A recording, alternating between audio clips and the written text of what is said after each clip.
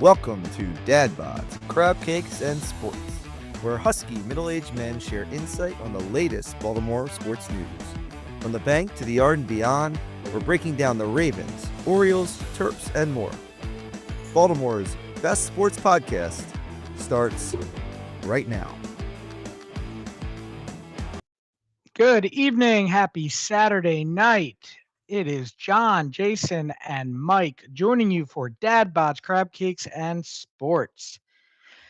Fellas, how's it going? John, would you like to kick us off? John, what are you doing? I mean, besides, you were here first, you were all ready, and then right before we went on, something happened and you disappeared forever. I had to disconnect with the headphones. I don't know. It did that. I don't know. I couldn't hear what you guys were saying, and I thought it was. I was going to blame you old guys for having the problem with technology, but it ended up being my headphones stopped working. So, you know. Hey, I have an announcement that will make your gentlemen's hearts just explode. Oh It will boy. probably cut some onions too. So Your so I parents are having another baby. Yes, my Oh mother my my gosh. mother is like Elizabeth in the Bible. She's 70 years old and she's having another baby. Another Yes. Lance Craner. Well, the butter and the mayonnaise are going to make my heart explode before your comments, so I think you're okay. No. So I went and saw a nutritionist yesterday and she made a much easier like meal plan. She's like just pick from these three categories and a tablespoon of peanut butter and everything. So I was cooking tonight and Camden goes, "Dad, are you making crabs?" And Hmm. I was like, "No." I was like, "Why?" He goes, "Well, I smell crabs." Well, I was cooking eggs with Old Bay. Oh. So my son coordinates the Old Bay with the crabs. Please tell me you're not on the meathead diet of you have to have chicken or beef and throw eggs in on top of it and eat it every other meal. Is that what you're No. doing? No. It's a fat, a protein, a colorful thing, and a fiber. Which, by the way, is what every normal human being should have at every meal, if you can. If not, I don't know, go through the Wendy's thing and get the greasy bag thing. That looks good too. What I was going to say was, it's not a show, and none of you, like the listeners, don't get to be a part of this. But it's not a show if Mike can't figure out which kid stole his AirPod, where it is in the house, and why it's not connected to his computer. It happens every single time we record. Yeah.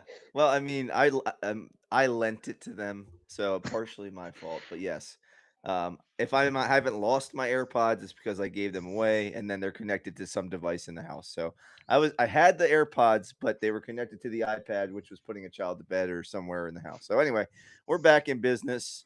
John, we actually had crabs tonight. They were awesome. We used Julie's grandfather's old recipe. Her uncle steamed them up. They were amazing. So that's way better than your Old Bay eggs. And Jason, I did have a Wendy's biggie bag this weekend on my way up to the tournament, and it was Oh greasy and God. delicious. Oh God. I can feel my heart. It's just not. It's not doing it. I get it. All right, fine, fair enough. Hey, you know what I can't figure out how to do? Speaking of burgers, do you guys ever try to make burgers on the grill and you make them in the patties, and no matter what you do, those damn things turn out like little hockey pucks? Like, not well done, but like they all go into these little things. So you got this big hamburger bun and you got this little nugget of crap like there that you can't get. I even went out and bought like a burger thing, and then you follow it where you put your little thumb in the hole like to make the thing. It doesn't work. Let me tell you, it is my battle. Like, I feel like I can work the grill pretty good, right? This is like I have to spend like days trying to perfect this, but it really pisses me off. Let me tell you. I don't know, like it just and it never comes out right. Like, and I measure out the burgers, so they're like 4 ounces, 5 ounces, 6 ounces, whatever it is, and then I do it, and I'm like, yeah, what the hell happened? Like that's not it. It's so frustrating. I make the you can buy the patties pre-made at the grocery store, which I'm sure you guys don't do. No. You can get the ground beef, that way you can get the whatever percentage you want, right, and make them. And then they have the frozen smash burgers now. That you can just buy from the freezer, your grocer's freezer, which is crazy because I really like to make my own and make them nice and big, and we use Yeah, we use like either a potato roll or sometimes we'll get the brioche rolls, which are really good, or the sesame seed rolls. Anyway, regardless of the roll, it's a Julie hates the fact that there's more burger than bread, so she Hmm. prefers the flat smash burgers to the giant cheeseburger, which I personally more the merrier with the beef for me. So I don't understand it, but so we've been doing a lot more of the old frozen smashy burgers. Well, I have perfected the smash burger. That is not a problem. So I have a Blackstone, and you can still do it even if you have a griddle or a uh, just any sort of pan. Actually, the nonstick pan, or well, you make it nonstick. Don't buy the nonstick stuff; it'll kill you. But on the Blackstone, super easy. 3 ounces, 2.5 ounces, whatever you want. Boom, you smash it down. I actually have a burger press. You smash it down and you leave it there for like a minute. You flip it, salt, pepper, cheese, done. Move on to the next thing. Those are super easy. Love that. But I'm with you, Mike. Lately, I've been wanting the juicier patties, the bigger ones, and that's what I'm trying to perfect. And I cook now. It's either the Blackstone or charcoal, but I prefer charcoal. That's kind of where I'm at right now. Before we continue, I do want to mention that we have partnered with, why can I never remember this name? Spark Podcast Network. Guys, I'm so sorry. We do appreciate it, but yes, we are partnering with Spark Podcast Network. And again, just so that you all know, you can find us anywhere you listen to your podcast, including John. Take it away. Apple, Spotify, Amazon, iHeart, YouTube, and of course on our Facebook page you can see our smiling faces. But I would prefer that you just listen to it in the car on your way to work. Be like Jason Outstanding. and listen to it 3, 4 times the speed. Oh yes, that's just to keep up with the amount of But podcasts I listen but to. now, Jason, that's the only way I can listen to I podcasts. know you're ruined. You're ruined for good. Oh Otherwise, yeah, it sounds like absolutely, someone's talking so slow. It's the most unnatural thing ever. Um, absolutely. okay, well, we got to get into this because we got a ton of stuff to talk about tonight. I do want to kick things off with the dad bod question of the night. So, fellas, if you saw earlier this week, I think it was after the second practice they had with the Vikings, Jesse Minter at the dinner, the team dinner, sang um, Eminem's "Lose Yourself," and it was quite good. I actually like the whole team was in on it. Nice stuff. I appreciate it. I want to know from you guys what song, if you were forced to perform live, or maybe you have, and it's your go-to song. What song would you choose, John, and why? What song would I choose? Oh my goodness. If I could a rap or a song? No, whatever song you want. So if it's like you're up at karaoke or someone's like, "Hey, John, do you want to do karaoke?" or whatever it is, you're like, you get to choose whatever song you want. What is your Oh, go-to okay. song? Everyone has their go-to song. Well, And apparently Jesse Minters is Eminem, which is badass, by the way. yeah, that was pretty sick. Uh I would have to say like I would say Boulevard of Broken Dreams from Green Day. Fabulous. Good job, John. All right, let's hear. No, I'm just kidding. All right. Mike, what's your go-to song? Oh man, I think it depends on the audience. I would say if it's a fun like rabble rouser type audience, I think I would go Sir Mix-a-Lot, "Baby Got Back," Ooh. and then if it was like more tame audience, I think I would go with "Faithfully" by Journey. All right, fabulous. Now, keep in mind, I have heard you sing karaoke before. I mean, it's above average, Sorry. right? Average, above average. No, no, it's good. It's quality. I love it. All right, I I would do would say. Not Afraid by Eminem too. That would be a good one. Oh, okay. That'd be a good one. John? Are you known to do karaoke, or is No. this like okay? No. No, All I right. don't that's not something I do. Do you I sing louder than everyone else in church, or like what do you? absolutely. Okay, Absolutely. fair enough. All All right, right. Jason, what about you, buddy? For me, there's two songs I've done over the years, like when asked or when I've done it just for fun. Uh, Probably the number one is Two Pina Coladas by Garth Brooks because it is the best song ever. And usually there is very little soberness involved when singing karaoke, so it just matches the whole thing. And then the other one would be The Gambler by Kenny Rogers. Those would be my two to go back to my country roots of the best thing. What in the hell? What does I'm pretty Adam sure I've say? heard you sing At "Sweet Caroline" before too at some point. Yeah, But probably have. That was probably yeah, yeah. Well, I thought so. yep. That was probably at the Red Sox game on my bachelor party. I think I did that too. All right. I digress. So, guys, I guess let's kick it off with the O's. Holy hell. Tampa's in town, so right back to the dominating Baltimore Orioles, who are now 8-4 against the Tampa Bay Rays this year. Hey, we're struggling. You know what we should do? We should bring in the best record in American League and we should play them. Hell yeah. That makes about as much sense. I mean, come on, Mike. I mean, you're struggling. You just lost 3 games in a row to the Yankees. What's the medicine to get better? Bring in the Rays. I'm not sure how that works. We see it a lot in sports, though, right? I mean, it's matchup based. It's confidence based. But for some reason, as Jason pours himself some vodka, for some reason, it's the Orioles and the Rays, and the Orioles see like I don't know the bad news Bears out there when they're playing the Rays, and they go out and they play really well. Uh, another really good pitching performance by By. He only had I think 84 pitches when they pulled him in in the sixth, or it wasn't really that deep into the game, and but like he could have pitched probably longer. He got hit a little bit in that inning. I thought it was the right move. I wasn't upset with it. And then I was just super impressed. Our bullpen tonight is really what saved us because they held the Rays scoreless over the last 3 or 4 innings, and that was the difference in the game. And can we talk a little bit about Craig Albernaz's knack to get the right pinch hitters in the right spots? That's crazy. 2 guys in the right spot tonight producing all the runs for the Orioles. A couple things on that. Yeah, I mean, with the Albernez thing, to me, I mean, you couldn't have been more spot on. He pinch hit for Kobe Mayo, who was already 2 for 3, having a pretty good night. Now, I believe both hits were against lefties. I could be wrong. Maybe one wasn't, but it was the right move, 100%. And there's no, oh, in hindsight, no, the hell with that. Like Sam Basayo should, like, as soon as you go to a righty, he's in the game, and it was the right spot. And oh man, could have been better. And then obviously in extras, okay, Mike, here it comes. You got a runner on second. You bring in Dylan Beavers. You got no outs. You have the Manfred runner on second base. And what do?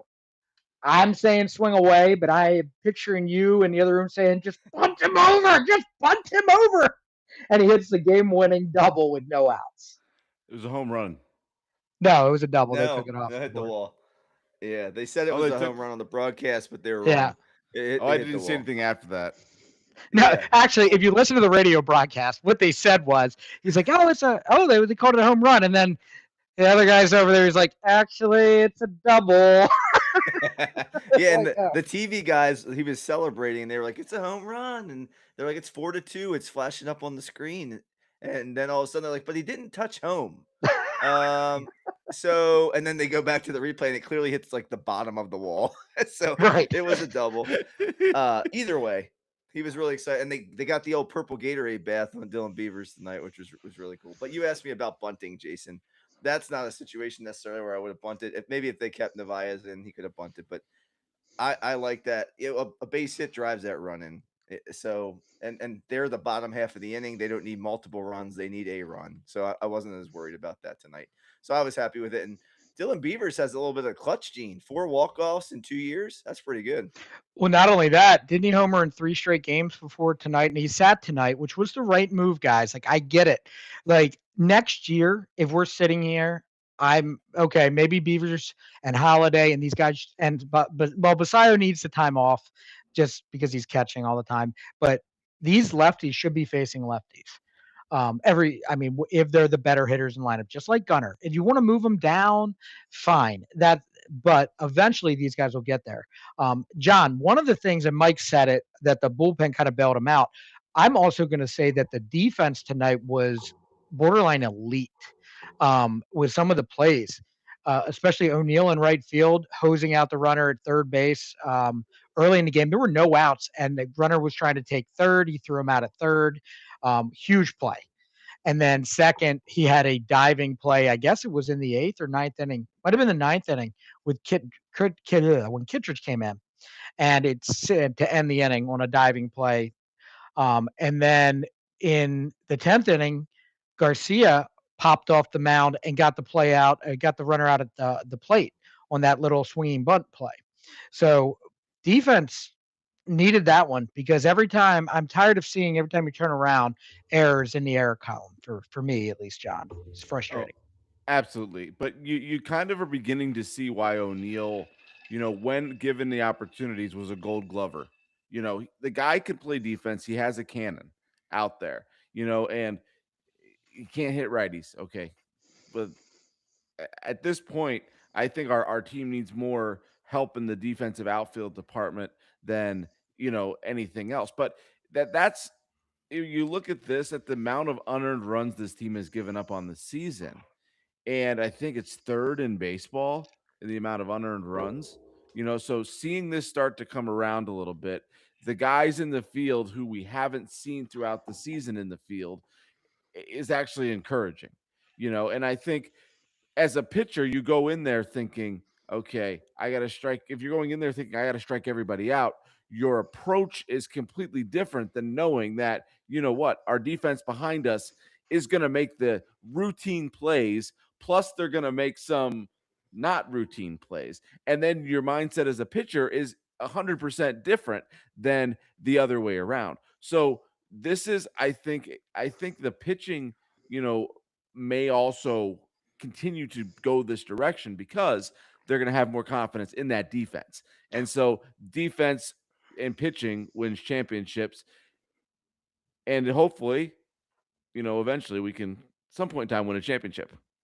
So, Mike, a couple of things I wanted to address real quick with you. I'm wondering now if things start tightening up now in the wild card race and things start becoming more of a possibility, just being a couple games out or even whatever happens in the next few days.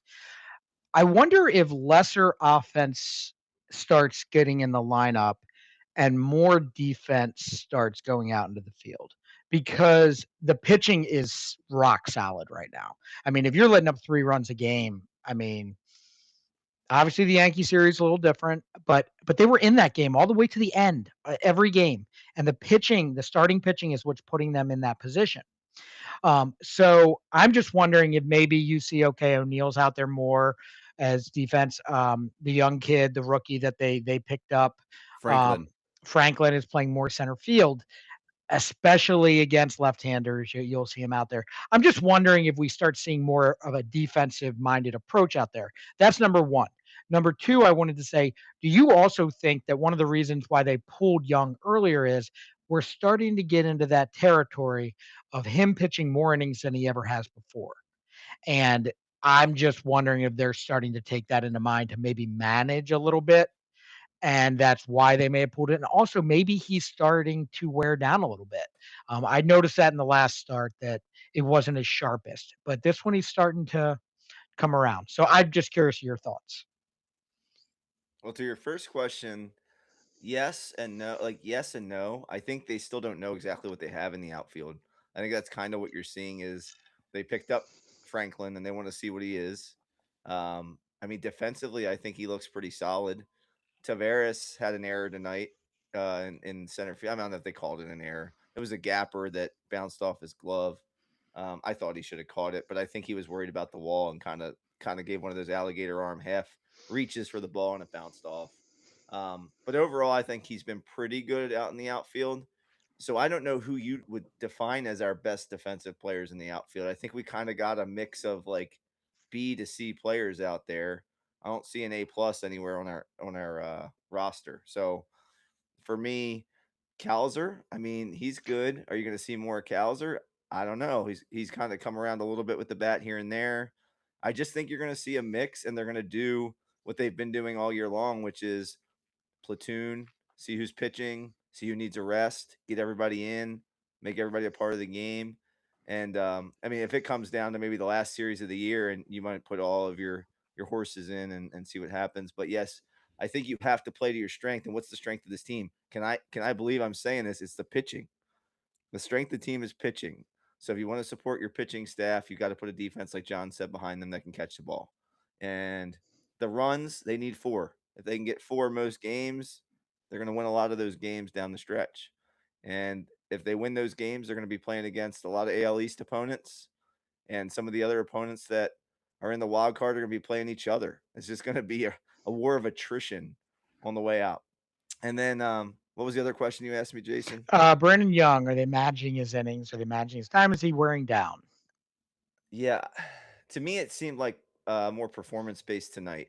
I just thought like he got, I think he let up 2 or 3 hits and a walk in that last inning, and I think it was just a feel move from Alvarez because again, 84 pitches, I think it was.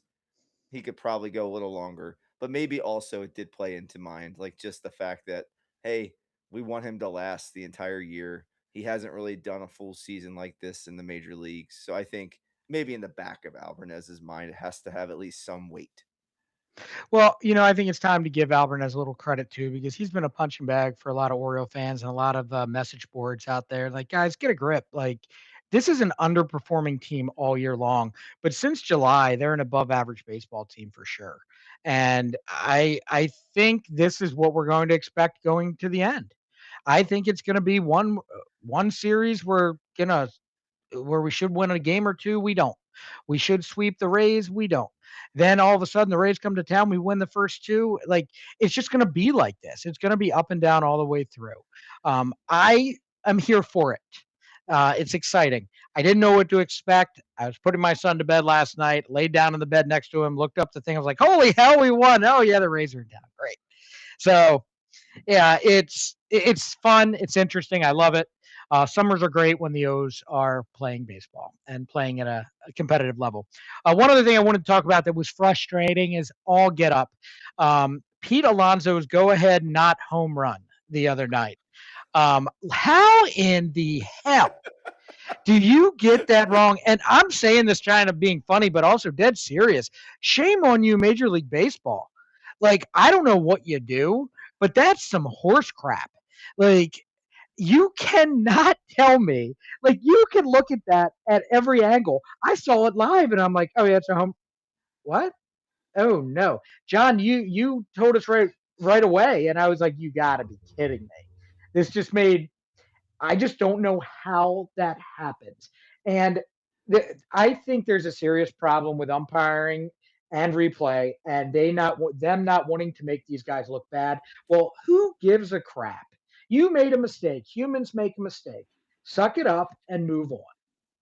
Well, you look at with everything that they have, you know where the like you can see every ball that's hit where it's going to land. You can see all these things, and the fact that it it wasn't even close. It was not even close to the foul pole. And it was so blatantly obvious that the one I don't know where I heard this. Maybe it was Connor and Locked On Orioles or one of the 1057 guys. They said what should happen is New York should not know what it is when it comes in. They shouldn't know what the call on the field is. Then they should make their own determination so that it's either confirmed or denied. That they can see the replay, they can see the slow motion, they can see the zoom, they can see whatever they need to see, but they should not be told what it was on the field. Because again, to your point, they don't want to make the umpires look bad, but there have been some umpires with this with the ABS thing and the whatever else who I don't know what they're seeing, but it's clearly not the game that we're seeing, and it's clearly something to do with the gamblers or too much drinking or the three blind mice or I don't know what. I just think, look, in all honesty, if we're being serious, I think, like, look, it's a human game. It's a human sport. Do you guys remember the no hitter, the perfect game a few years ago with the Tigers that was taken away? That umpire was heartbroken, heartbroken. I think it was Jim Joyce that Yes, he made it that was. mistake, and oh my gosh. And the pitcher, like the next game, he forgave him, but he was tore up about it because he knew he made a mistake. Like, these guys make mistakes. They're humans. It's okay. Hey, but we have this system in place, Mike, to hold people accountable, but also no matter what happens, we want to get it right. And they didn't get it right. And I would be saying this if it was the Yankees playing the Red Sox and it happened. It's not because I'm an Oriole fan. It's because they got it wrong and it was egregious. Yeah, they have the technology, and I loved what I mean. I don't love what Chris Bassett has done on the mound necessarily all year, but when he made the comment that that everybody, coaches, managers, players in Major League Baseball want this technology, and there's only one reason it could be that they don't have it, and it's money. Like I thought that comment was very pointed and probably very real because the technology has to exist. I don't know if the foul pole can be extended virtually or through lasers or whatever the tech. I don't know the technology, but there's no way that we can't figure out which side of the pole that ball was on, regardless of how tall that yellow pole is. So to me, it's a matter of, all right, you saw the mistake. We can't let it happen again if we're Major League Baseball. This cannot carry on beyond this season. There's just no way. And especially if there's going to be a work stoppage of any way, they need to resolve this in the meantime. Because, Jason, you're right. But why do the Orioles seem to be always that team with Jeffrey Mayer reaching over the fence or the ball going the wrong direction? It's always the Yankees that benefit. And man, they went to New York, and hey, it was New York that got the call. Weird, huh? Interesting. I know it's like I'd love to sit here and say there's some sort of thing. I really do just think it's the umpires don't like this, and it looks bad on Major League Baseball, who employs those umpires, so they can't hold them accountable. The same thing happens with the NFL, but the NFL's kind of gotten it right over the years. They've kind of figured it out. I mean, eventually, like, look, I mean, the way things are going, I mean, umpires are just going to be there just to be a figurehead. I mean, I don't know what else to say. Chris Bassett is on the subcommittee for the players union, so he holds a pretty big spot in all these negotiations and whatnot. Last thing I wanted to touch on, Pete Alonso. Holy hell, guys, what a terror! Um, 30 home runs already this year, 14-game hit streak. Um, Talk about picking your team up on your back, John. Like, this is pretty impressive. I told you guys, and I think Mike, you made the same comparison. This reminds me of Rafael Palmeiro earlier in the 90s, but it's even more than that now. Like, he's taking on this Adam Jones carrier team. Call it Cal Ripken if you want. Not at the like. I'm not saying he's going to be a Hall of Famer. I mean, he's put up Hall of Fame type numbers, but it's just, could we have asked for more? Like, this is probably the best signing I think by an Orioles team. What, since when? Tell me. I mean, I don't know. Like, Nelson it's pretty Nelson impressive. Cruz. And that was for one. Yeah, and that was only for 1 year. I mean, Right. look, I'm saying we talked about the years, 5 years and whatnot when they brought him on, but I mean, we get 3 years out of this. Oh boy, time to get him some help in the offseason. And we have plenty of time to talk about that. But yeah, I mean, it's pretty impressive. Major League Baseball's Player of the Week last week, slowly putting himself in the MVP category. Not gonna really be in. Probably end of the year won't be a factor, but when you think about it, I wouldn't be surprised if he got a couple votes. Yeah, I think he'll get a couple votes, but I think what did I see tonight? He's hitting like 485 in this 15 game hitting streak. And I think he's hitting what, like 22 of his last 23 or something, too. Plus, he's getting plus the walks. And like tonight's, he's hitting things Vladimir Guerrero style. He's hitting things that aren't even near the strike zone. And when you're doing that, when you're hitting solid line drives, I think tonight's was below the zone, and I think off the bat it was like 109 or something. When you're doing that, you're locked in. You're seeing the ball well, and you're having confidence. And they've and it's not like he's just hitting in the fourth hole every time with the same lineup behind him, and he's getting pitched to the same way every time. He's hit leadoff, first, second, third, and fourth. So there's a different mindset to each spot in the order, and yet he's performing in each spot in the order. Plus, he's playing gold glove defense at first base as well. So, not having him when he strained his calf, and he's still hitting with that strained calf, that's even makes things even more impressive. So, this signing is probably in my opinion, the best signing the Orioles have in the last probably, you know, since Robbie Alomar Oh, in I was terms just of thinking the same thing. Look at you. Oh in my gosh. terms of in terms of impact, Nelson Cruz was huge. That was a huge signing, but it didn't have the same impact that this did. I would say Yeah. this is the Robbie Alomar. I mean, because you're basically bringing a guy in and you're calling him your captain. When Robbie Alomar was here, you had Cal Ripken. There's your captain. It's like when they signed Palmeiro, you had Cal Ripken. When they signed Eric Davis, awesome signing, right? They got one like pretty good year out of him, and then one unfortunately through when he had colon cancer. But there have been Jimmy Key, good signing. Like Randy Scott Myers. Erickson was a trade, but you have Randy Myers, good signing. You're missing a big one, guys. Miguel Tejada did almost the same thing. I But feel like no, but let me finish. I feel like it was not a good team. right, It was- that's what it was I'm the saying. same, and that's kind of what Pete's doing, though. This team is not a great team, but I'm saying I think I see there's light at the end of the tunnel maybe with this team that I don't know that we saw because that team was very just veteran heavy. Wasn't that the Charles Johnson, Miguel Tejada? Who else was Javi Lopez, Javi Lopez. Was that Palmero Melvin again? Mora, I think, was on it. Mhm. It was not the Palmero same. in '95. Yeah, it was not the same makeup. I mean, But it 2010. reminds me because he's an RBI guy, just like Tejada, like just driving in runs. But the Yahoo Sports article I'm reading says this is not even the best 13 game stretch of his career up until tonight. He had one in New York in 2019 that was even a little bit better. But That was with his that rookie being year. said, that's crazy. That's the crazy amount of, for a 13 game stretch since August 8th, he has a 1.484 OPS. See, but I guess what I'm That's crazy.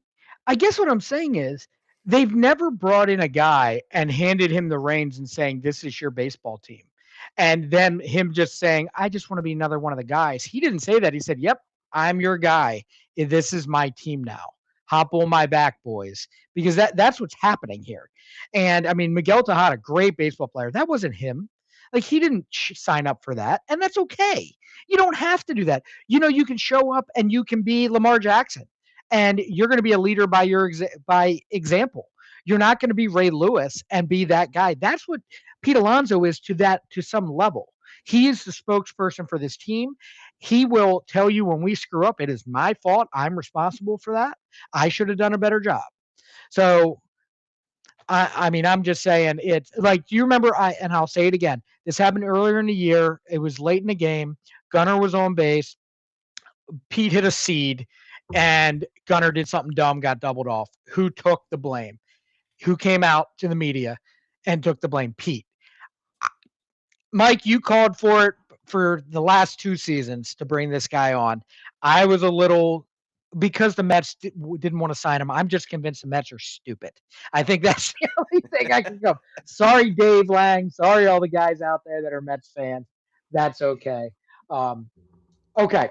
So, do you guys have anything else you want to mention on the O's before we move forward? That was opposite, Jason. Pete was on first. Gunnar was at the plate and hit a line drive right at the first baseman. I thought it was Pete that hit the ball. He said I need to do better next time. Nope, Pete was at first. Gunnar was at the plate. Well, that one doesn't make any sense. I don't know why he took. No, that's not right. That can't be right. Because he had to dive back to the bag. No, yes. I disagree. You can prove me wrong. You can bring me proof, and then we'll talk about it later. There was one other thing I wanted to say, but now I can't remember.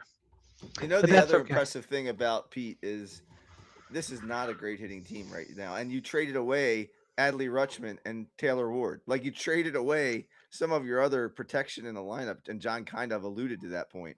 Like he's doing all this with a subpar Gunner and a mixed match of Edwin Encarnacion, or what's his name? Christian Encarnacion Strand and Christian Franklin and who knows what in the lineup. Right. It's crazy. Well, you know what I think is slowly happening too is that Jackson Holliday is starting to become a Major League Baseball player at the caliber that he was drafted at. And I think that is starting to come to fruition more between that, Blaze coming back, Sam Basayo now. Gunnar now could maybe realize he doesn't have to do it all like when he had Anthony Santander hitting 40 home runs behind him. Now you have Pete hitting at the level he's doing. Maybe things are starting to come around. I mean, but we'll see. Okay.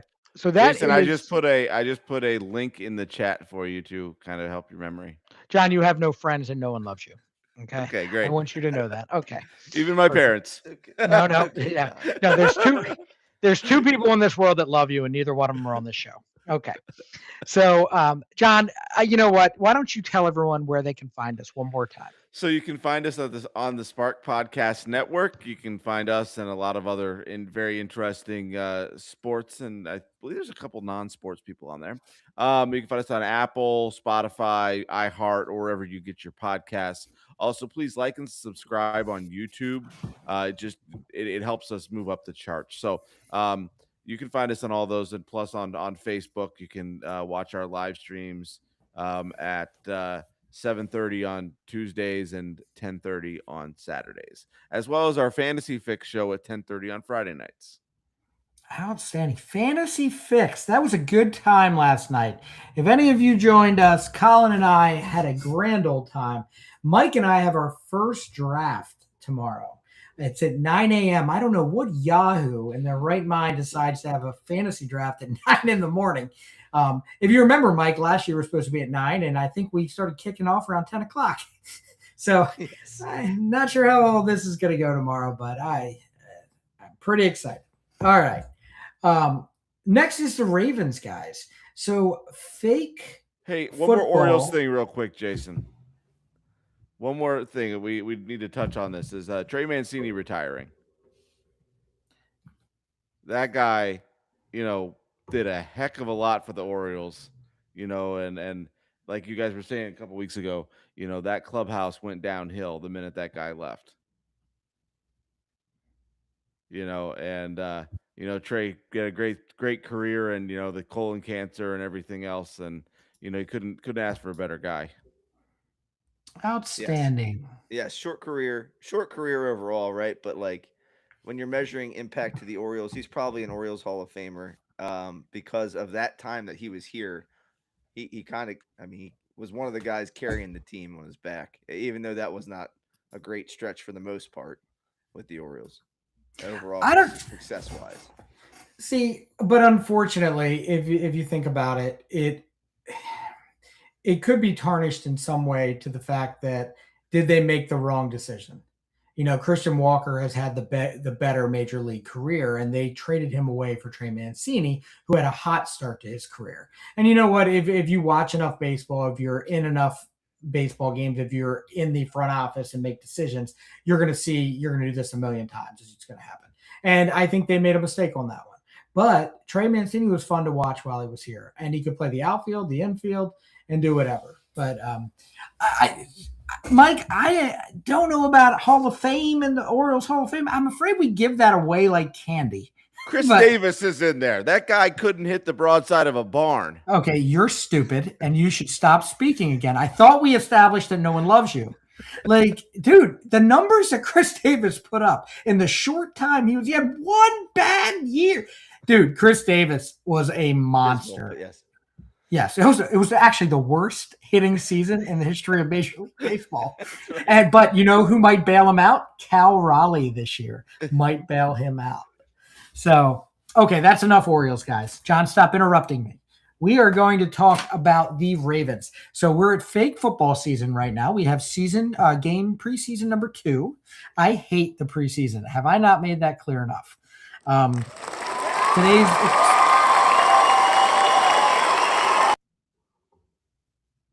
You're not helping yourself, John. You're not helping yourself at all. Okay, so 13-3 win today over the Vikings. Pretty uneventful game for the most part. The offense, Wester had a touchdown pass from Fagiano, and that was pretty much it on the offense. Defense got to the quarterback pretty well today. That's the one thing I'm going to ask you guys what stood out to you. That's the one thing I would say as far as the defense really got pressure on the quarterback. They got a bunch of sacks today. Good. That's really the only thing I could take from it. Offense was fine. Whatever. I hate preseason football. What do you got, Mike? 5 sacks, 2 turnovers, 3 points. Regardless of who's on the field defensively, they showed up, and I was looking for that consistency, and they let up a touchdown in the last 5 minutes of the game. Against the Eagles last weekend, and then tonight they don't even let up a touchdown. So like, I'm really encouraged by the not only the performance, but what everybody's saying is like there's a standard, there's an attention to detail, and they're super excited to play for each other. There's like a synergy with the defense, and you can tell everyone's on the same page because they're not missing assignments and they're not allowing points. And bottom line, that's how you win games in the NFL. You don't allow points. Now you're gonna hate this, Jason, but Tyler Luke bounced back. That's good. Good news. It's gonna matter. It's gonna matter in the season. And the punter, I don't even know his name. He looked better. He looked better. He averaged 55 yards a punt. I can deal with that. And he pinned him inside the 4-yard line, I think, one time. So like, good stuff. Good job, punter. You looked horrible last week. Good job this week. Okay, so this is what pisses me off because it's the preseason and I want you to do your job. I don't care if you do your job well in the preseason. Ryan Eckley, that's the guy you're thinking of, had a phenomenal day, right? And last week when he had to hold and punt, he's never done that before at this level. Give him a freaking break. Same thing with Tyler Luke. Oh my God. What do you think he was thinking of the entire time he was going to kick that first field goal? Oh, hell. Last time I was out here, dum-de-dum-de-dum. I ruined everything for everyone and all of Baltimore hates me. Okay, who cares? Make the kick. And he didn't. So what? It's the preseason. If you're going to screw up here. Like, I hate the preseason. I don't know what else to say. John, go ahead. Your turn. I thought the defense was the stud right there. A little worrisome in the offensive line. The first couple drives with Snoop, he was running for his life quite a few times. But overall, I think the defense gave up the one long pass play, but then held up and got a turnover on downs. The Vikings only got 4 possessions in the second half. I think interception, fumble, punt, turnover on downs, and one of those orders. So I really think that's what we went out to see. And like you guys said, Minter is very attention to detail, not allowing the little things to slip by. I didn't see how many penalties there were today, but it's not like it has been in the past where it just seems like we're penalty driven. We're just having tons of false starts and holding and all these just stupid, silly mental things. And Fagnano, that guy is freaking balling out. He's finding himself on the Cleveland Browns roster here before the end of the season because this guy, I don't think they're going to carry 3 quarterbacks, and he's definitely at this point not going to make it through the waivers to the practice squad. So I think they're going to have a discussion here. They gave Snoop his money, but I think he's bringing up a real suggestion here of, do you keep 3 quarterbacks or is he the backup? And do you trade him, or is he used for a 4th, 5th, 6th, 7th round pick? Or he comes down with a mysterious injury and he gets on season-ending IL. Hey, it's happened before. I don't know. It's funny. I was going to bring that question up earlier. Sorry, burst your bubble. Right. Well, but I wasn't. It was not necessarily serious because so if Lamar doesn't play 1 week, the easy transition for everyone is Snoop, right? Because he can move, but Fagnano can move too. It's just not the same way. It's like he can move around, he can roll out, do what he needs to. I don't think he's going to rip one off 30 yards down, but either Snoop really. Like you don't see Snoop going down like Lamar, nor does anyone really. But I guess it's an easy transition, but this is a new coaching staff, and I don't know what they're thinking. I think they will try to find room for this kid. I thought it was you have an emergency quarterback every week anyway, John. So he could make the roster because of that. Don't you get a 3rd quarterback? And they made this rule because of the Purdy rule in the playoffs a couple years ago. And it's if you lose like your first 2 quarterbacks, you can put a 3rd guy in. Otherwise, he's ineligible for that game. There's a rule like that in the NFL. So I think he can make this roster at that spot. And I don't know if it counts again. It's weird, but I'm pretty sure you can keep 3 quarterbacks on your roster. Number 1. All right. So now you got me all mixed up in where Okay. we are Well, and whatnot. so here's the rule, Jason. So a club may designate a bona fide quarterback as an inactive emergency third quarterback for a regular season or postseason game. The player must be listed. He must be on the 53-man roster. So he counts towards your 53, but he doesn't count towards your actives or inactives for that game. So that would be the third quarterback there. Yeah, so once they figure everything out and figure out if they want to keep 17 safeties and 9 receivers, whatever the case may be. Go ahead, Mike. No, I just think I feel more comfortable with Declan Doyle being able to adopt the offense to a backup quarterback than I did previously because you can tell he already is able to cater to the needs of each individual in the team because every player is saying how detail oriented he is and also how he uses his players as a sounding board for each and every play that they do. So, like for me, it felt more like, and that Monken's a good offensive coach, but he had a system, he was ingrained in what he was doing, and it would be a lot harder for him, I feel like, to adjust than it will be for Declan Doyle. I'm not saying that you necessarily should cut Snoop Huntley and go with Fagnano as your backup, but I am saying that I think it would be an easier transition than it would be in previous years. If you do cut Snoop Huntley, don't worry, you could probably get him back. That's the other thing too. I don't know if any teams are knocking down the doors for Snoop Huntley. Why are we calling a grown ass man Snoop? By the way, anyway, the I got my Snoop on a stoop in the closet here. all right, we're gonna switch up on our show sheet. We're gonna do a quick little pivot because what you guys have mentioned multiple times here is attention to detail, and that brings me up to my next subject here. These Ravens players that keep talking to the media about how great this coaching staff is at and being how much attention they are paying to detail here. Mike McDonald was the last guy on this staff that was known for attention to detail, and he already has a Super Bowl under his belt. So I am loving hearing that.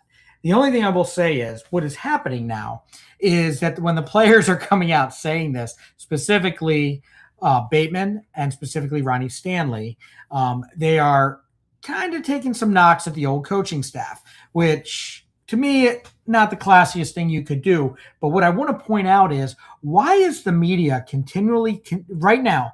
Now we're just asking. They've been under this coaching staff for how many weeks now? How many months now? And now we're asking over and over again, what's the difference between this coaching staff and the last one? How much crap do we have to stir here, Mike, to get these players to say this is a much better situation? F John Harbaugh's guys, like give me a break for a minute here. It's like, and even some of the things that they're saying, I love some of these guys on these podcasts, and I listen to a lot of them, but they're making it seem like Bateman is like public enemy number one, and Ronnie Stanley is public enemy number two. But what they're saying isn't all that bad. They're just saying, yeah, this coaching staff's just paying more attention to detail than the last one. Well, just so you guys can hear and those are listening, this is kind of what they said. So, first of all, Bateman goes from head coach to offensive coordinator, wide receivers coach. Everybody harps on the details and the small things. And he said, that's just not what we were in our past. So, I think I like the first part. I don't think he needed to say the second part because I think it's unsaid and you understand it. Like it's understood from the comment because if you say that we're really focused on that, that probably wasn't the case previously. But it is what it is. I'm not super worried about it. If you look at what Ronnie Stanley said, he goes, I think Jesse just values details and the finer details a little bit more. I think that is something that is very much harped on, and he's also a very positive overall guy. So, again, you can just see the comment and read what happened previously versus what's happening now, and I don't think it's harmful. I don't think it might not have even been intended. It just kind of came out probably from them. It's probably some frustration that's carried over, but they're also highlighting what's great about the new person. So I think you have to remember that side of it too. And the media wants to make a story about it. Right. But it is interesting for me personally to hear that maybe John Harbaugh wasn't as detail oriented that we expected, but maybe I shouldn't be surprised considering he was a special teams coach and he didn't specialize in either offense or defense, and he trusted his coordinators to run all of those pieces of his team. So he probably wasn't quite involved as the very detailed level. That just wasn't who he was. So I think it shouldn't become as any huge surprise to anybody that this is the case. And John was different as far as John didn't have a specialty that he excelled at any more than the coaches he brought up. He more along the line was the overseer, the dictator, and had his guys, his generals work for him, which, you know what, that works too. That's fine. But and John was a secondary coach too, and he played in the secondary in college. So that's kind of where his expertise was. And everyone likes to highlight, like, he moved to special teams to help him get the job that he did.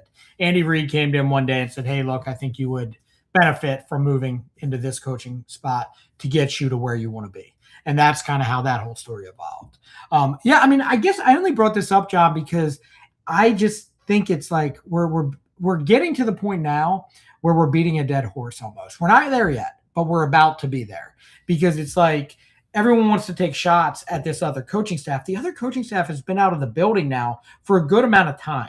And it's kind of like, for all sides, let's just move on. We owe that to Jesse Minter. We owe that to John Harbaugh. We owe that to the players. Like, everybody, let's just move on into the season. Yeah, we're just beating a dead horse over and over and over again. I mean, John Harbaugh won a Super Bowl. I mean, granted, you could attribute that to a bunch of things, but he won a Super Bowl. He was consistently in the playoffs, consistently winning, consistently doing these things. And so whatever he was doing was working to a point, and right now we don't know what Jesse Minter is, what he's capable of doing down the road, because obviously he's never coached before. So I think Rashad went a little far, but Ronnie more or less was saying, it's just different. This is a much more attention to detail, whereas the old regime was different. And I think you can see the attention to detail. You can see it in the way that the defense is moving and the way that they're, like, you saw it again today, where you showed blitz on one end and then completely somebody opposite came in, and they're everywhere on the mainly on the defensive side. Like I said, the offensive line had some issues, but you see it on the defensive side that attention to detail is being harped on in the castle, and the guys are buying in. I think that's the big thing too. It looks to me like every one of these players is buying into the new system, and wholeheartedly, without holding anything back. Yeah, and again, I just want to clarify, at least on my end, that I mean, I don't really have a problem with what any of them said. I more along the line have a problem that we're still bringing this up and it's still coming up in interviews and stuff. And I'm over it, but I know I don't matter in the big scheme of things. Mike, are you about to say something? No, I don't think it's going anywhere. I think you're going to hear about it this entire NFL season, and until at least 1 year is in the books for each of the head coaches, you will hear the comparisons for the rest of the year. I'm not saying I agree with it. I'm just telling you I don't think it's going anywhere. Got it. All right. Real quick. Well, as quick as it's going to go.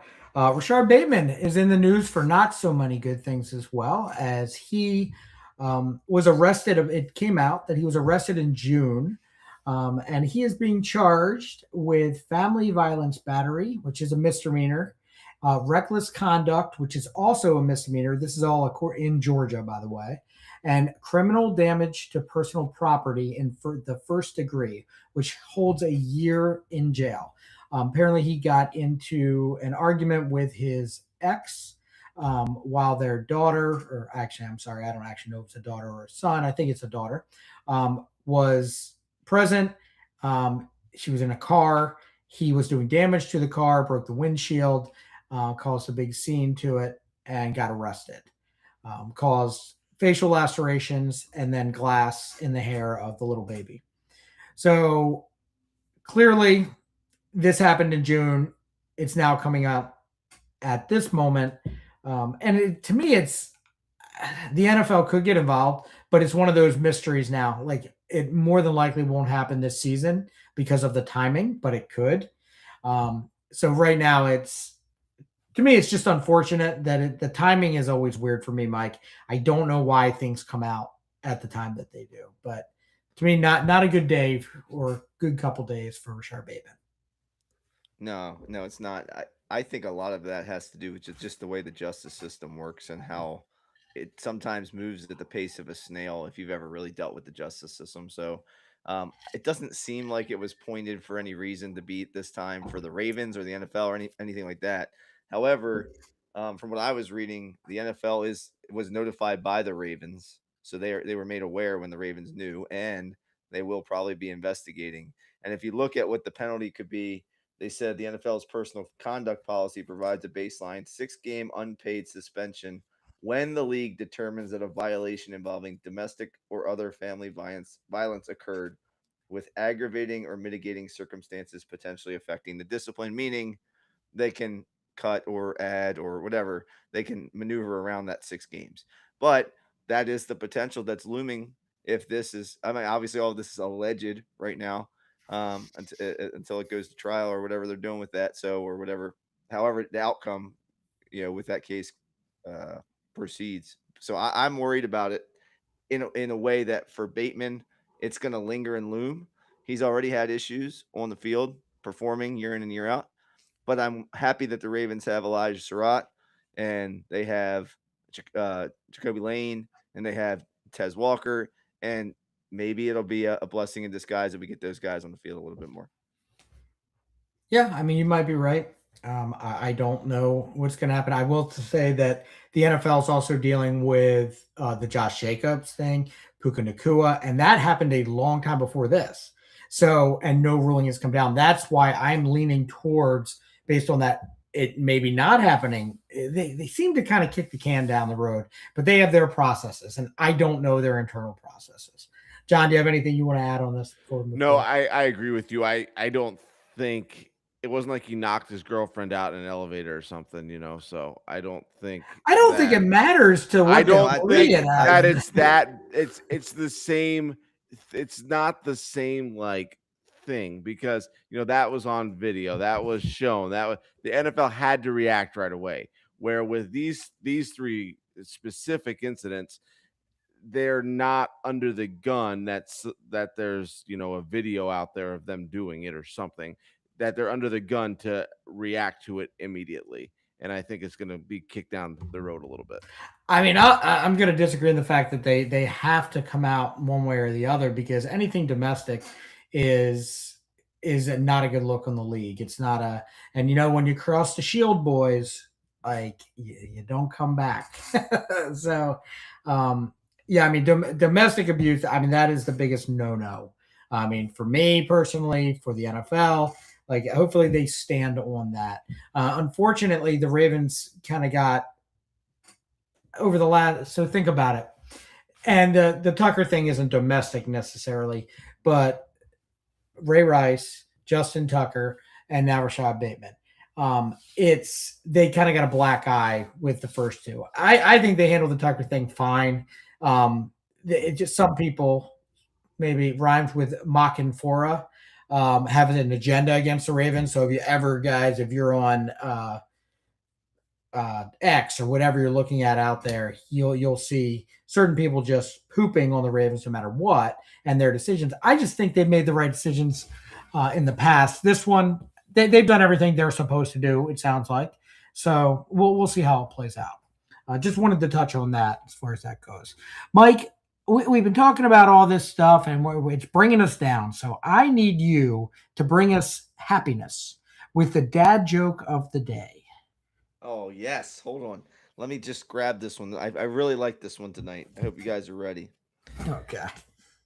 This is a little bit less of a straight up joke, more of a play on words. But did you know a short psychic just broke out of prison? Oh boy. There's a small medium at large. God, it's so terrible. Yes. Why do we let you have this segment? Did Santa put a dad jokes book in your stocking this year? No. No. Yes, in the past, but not this year.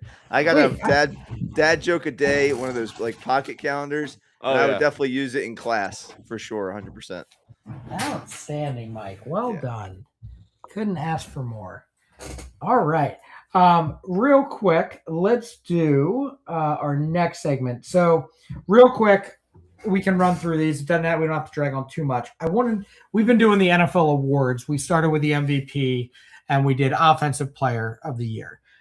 I want to know this week we're going to do Defensive Player of the Year and Offensive Rookie of the Year.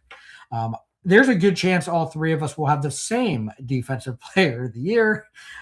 So John, we'll let you start. Who is your prediction this year for the NFL's Defensive Player of the Year? I think it's Kyle Hamilton. So I don't think all three of us will have the same Defensive Player of the Year anymore. I think Kyle Hamilton and Jeremiah Love will be the Offensive Rookie of the Year. Oh, you're doing both of these right now? Oh, John, That's fine, You John. asked You the- do you. you asked the question, Jason. I did. I apologize. I did not give context. Okay, Or Mike. Trey Hendrickson. Oh, you homer you. Look at you. You are the kiss of death. You're like Frisky. After we go on this great series down in Tampa, first of all, you show up at the last game in Tampa and we lose. And then Mike decides, I'm going to go to the Yankees game and we get beaten. No, And- we won on Sunday. I was there Sunday, and then I went Monday. Right. And they And- lost. Yeah, You pressed your luck. I'm 1 for 2 this year. Outstanding. I thought you went Saturday too. You didn't go Saturday? Oh. No. Go way. ahead. Go ahead, Mike. I'm going to answer the Defensive Player of the Year question, and I'm going to give you who I think is going to win it and who would be a good betting odds, kind of dark Ooh. horse. So the I'll first play one, your I game. think Myles Garrett has got to be your hands down. Like he's like saying Shohei Ohtani is going to win the MVP in baseball. Like right now, Myles Garrett is the best defensive player in the league, and I don't think it's super close at the moment. So for me, you got to go with Myles Garrett if I'm trying to pick the right answer. If I'm looking to win money, if he's healthy and performing well, Micah Parsons has really long odds right now. It's like between plus 4,000 to plus 6,500. Like I would take those odds and maybe put a little wager on Micah Parsons because he has the capability to do that, to wreck the game and to really just be a MVP caliber player. Well, isn't he like set to miss the first couple games too? Potentially? He is. He's going to miss. So some of that'll the put him season. behind. Correct. Okay, I got you. I would love to say Myles Garrett. I thought I was until I started thinking about this.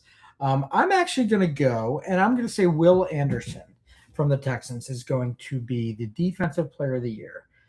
He's got decent betting odds, but you know who you could take if you really did want to throw a couple shekels down is Aiden Hutchinson from the Lions. Now he's coming off an injury, so that's always a thing. I think the Lions rebound this year, guys. I'm real high on the Lions.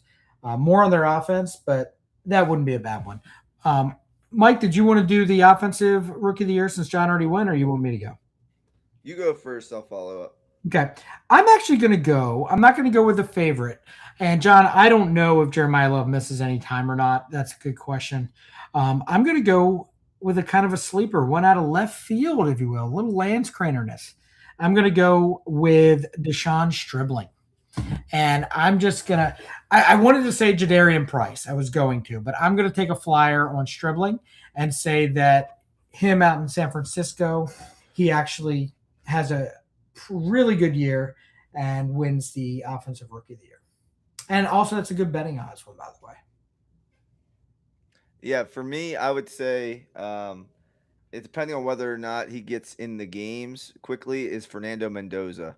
I think he is the real deal at quarterback, and if he gets into the games, let's say within the first quarter of the season, I think he'll put up good enough numbers in Vegas to really garner some MVP votes. So I would keep an eye out for Mendoza. A dark horse for me, I like Price too, Jason. I think he's just in a great place in Seattle. Like I think that's just a really nice fit.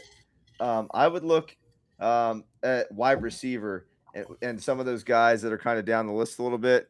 If you look at a Boston or a Concepcion or a Tyson, one of those guys, maybe they kind of surprise you and really do well. So Tyson, I think, is going to be out for a very long time. He's hurt, out for I the saw, next yeah. few months, and he had a lot of injury concerns in college. But I mean the talent's there. I'm going to say like another dark horse would be Tate from the Titans. I mean, maybe the Titans get a boost this year. I mean, they have a good coaching staff down there. Ward in his second year. I mean, why not? Carnell Tate. You have good He has running. the third. second best odds, I think, right now. He's actually the second Yeah. best to. No, it's Love, Mendoza, and then Tate. See, so my list is a compiling of all the different ones, and mine says like consensus wise, it's Love, Tate, Price, Mendoza's 4 on my list. So I guess Correct. it depends on where you look, right? So if you're looking at Hard Rock's betting odds, you have Jeremiah Love, Carnell Tate, Jadarian Price, then Fernando Mendoza, and then so Mendoza's plus 550. Dejon Stribling is right behind him at plus 1,300. That might be the bet. I'm just saying. And it only takes a few weeks and then the consistency and whatnot. John, you could fit a whole cone in your mouth. Like, what are you doing over there? Well, I'm looking here at DraftKings. DraftKings has Jacoby Lane 6th on their list at plus 2,200. At DraftKings, it's Love, Mendoza, Tate, Lemon, Stribling, Concepcion, Jacoby Lane, Carson Beck, Denzel Boston, and then Jordan Tyson. So I would put Concepcion above. Wait, did you say Concepcion? Yeah, he's after. Okay, because he's above. He's definitely above Boston for sure. Boston's at the bottom. Yeah, he's plus 2,500. Couple late flyers there, Mike, on the fantasy names there. If you're interested. All right, last segment. John, do you have a game for us that isn't going to drag on for 25 minutes? Or I do have a game for you. It will not take long as my thing pops up here. I don't know what happened. John, you can't talk about your thing popping up on the podcast. Shame on you. Oh. You just see Mike's reaction. He doesn't. What the hell? John, you can't say that. Where did you can't say thing? I can't say thing.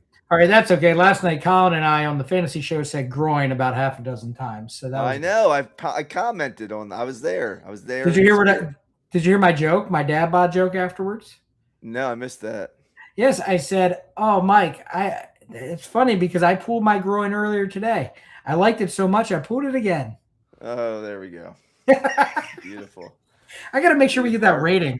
Our ratings are skyrocketing right now. Everybody's jumping on. Look at our views. Holy cow! Look at that. John, are you lost? I'm trying to pull this back up. So while John's doing all the things he's doing, we had steamed crabs tonight, and I want to talk a little bit about the steamed crabs, how amazing they were. And also, my question for you is, when you have steamed crabs, what are the supplementary items that go around your steamed crabs? So for us, we always have nice thick cut bread with butter, and we have corn on the cob. Those are the things that go with our crabs. And obviously, for a drink, you have a cold beer. Natty Boh is the preference, but whatever's around. So how about you, Jason? When you're having crabs or anything particularly your family does? We do. So corn's a big one, and hot dogs are another, because it's an easy thing. It's like, oh, if you don't get filled up on crabs or blah, blah, blah, you can do hot dogs as well. Interesting staple. And then obviously beer, whatever's there, usually something light, but yes. Okay, I have my game ready. Oh, good. Can't wait. So in honor of the Pete hitting streak and home runs, I have the top 10 career home run hitters.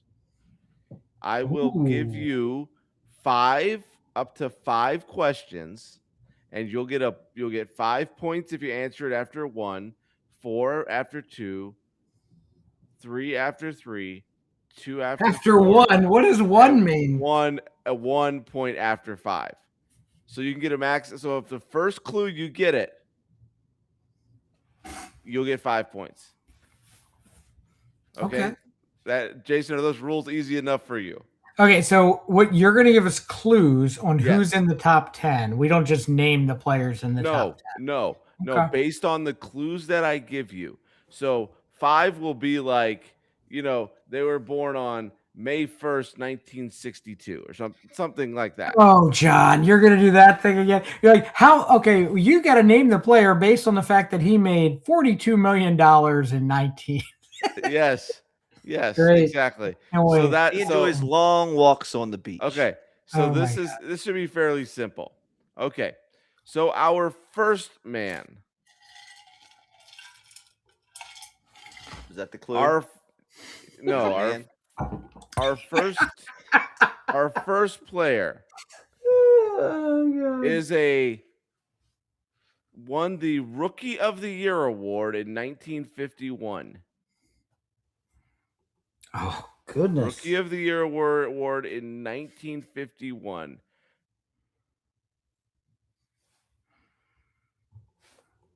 Five, four. Just Do I go, disqualify next. for myself? Hold on. Make Do I time. disqualify myself if I guess or something? No. Oh, Hank Aaron. No.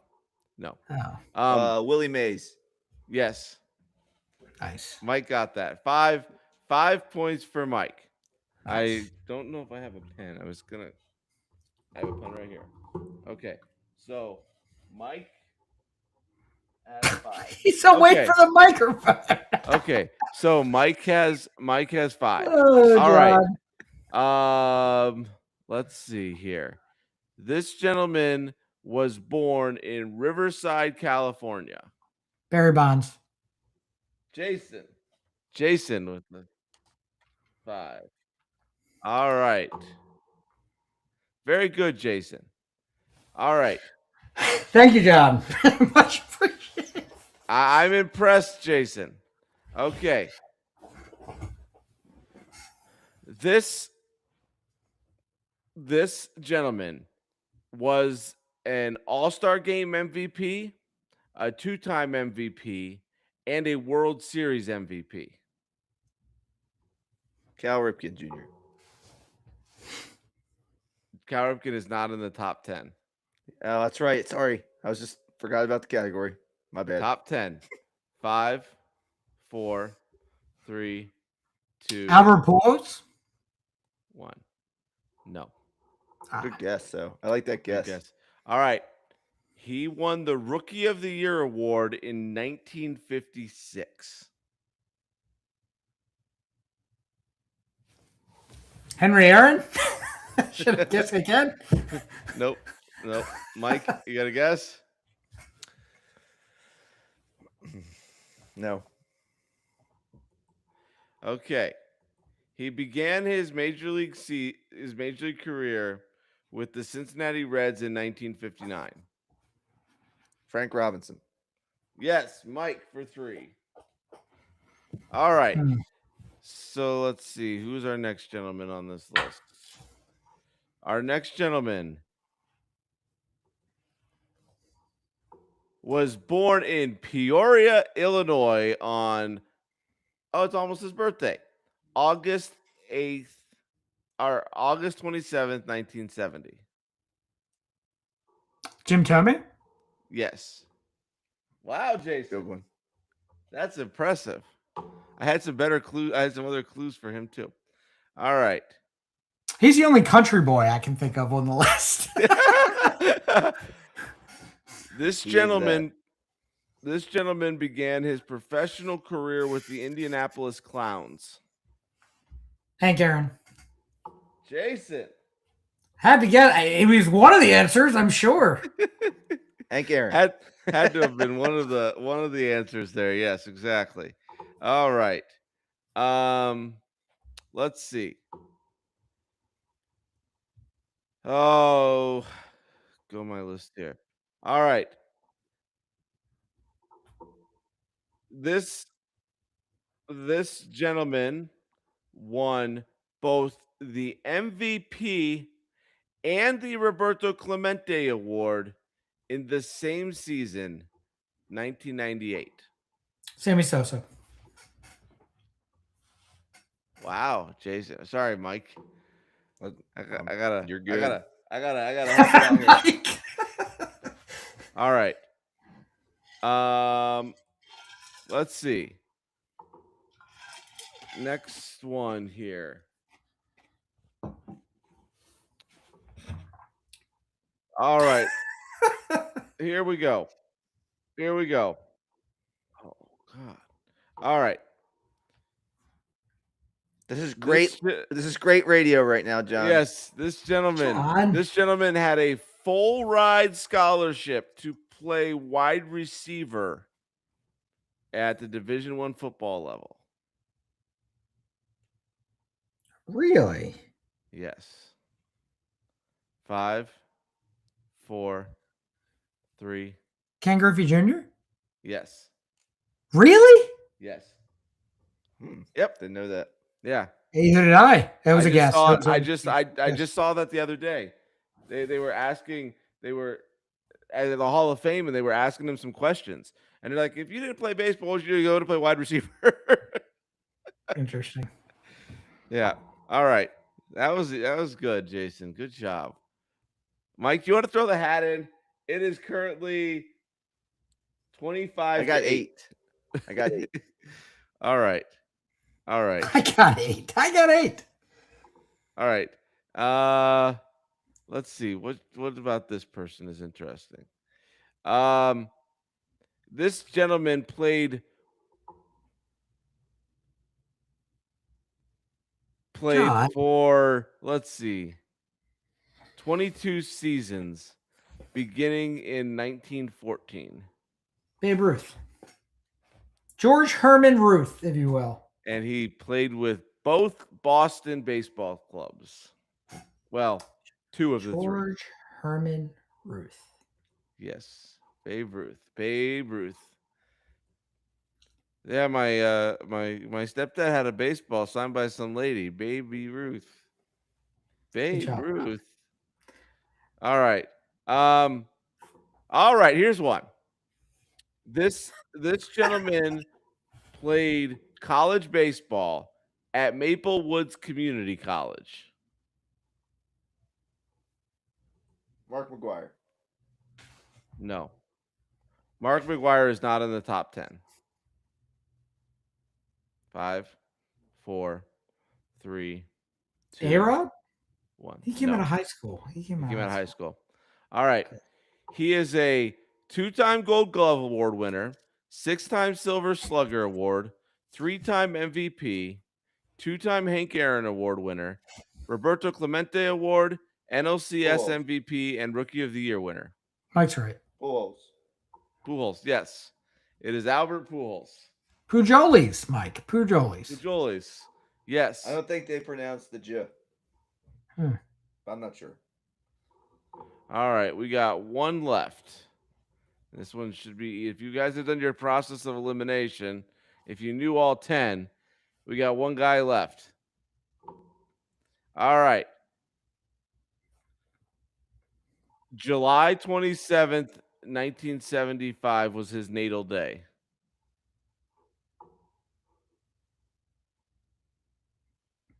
There's one guy left on this list. 5, 4. A-Rod? Yes.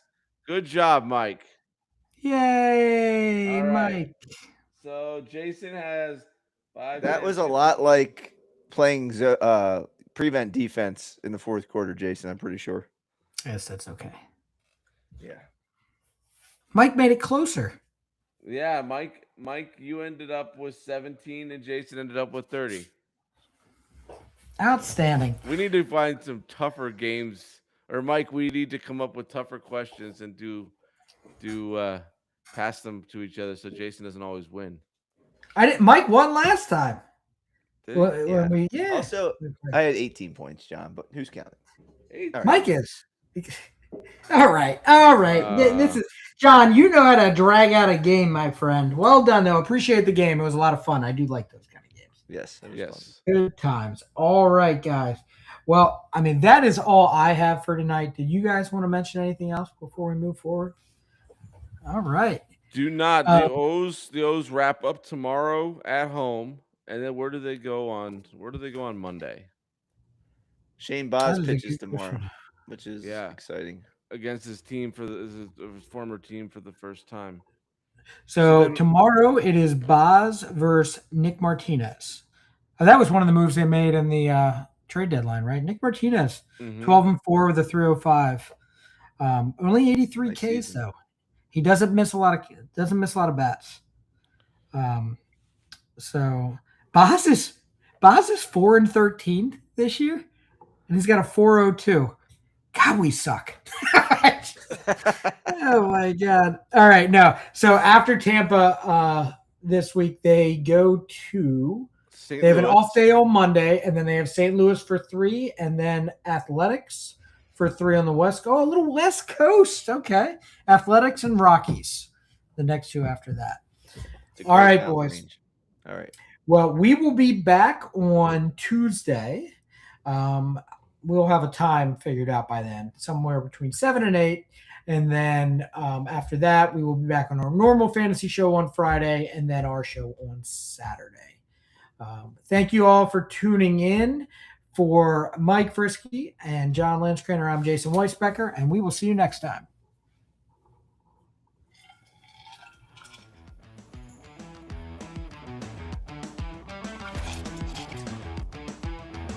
Don't forget to subscribe to Dad Bods, Crab Cakes, and Sports on Red Circle, Apple Podcasts, Spotify, Amazon, or wherever you get your free podcasts. And while you're at it, leave us a review. It really helps us out. We're trying to spread the good word about Baltimore sports far and wide. Follow us on social media for more behind-the-scenes actions, memes, and bad sports takes. You can find us at Dad Bods, Crab Cakes, and Sports on Instagram, and Dad Bods, Crab Cakes, and Sports on our Facebook page. Until next time, keep rocking those dad bods, eating those crab cakes, and never miss the game.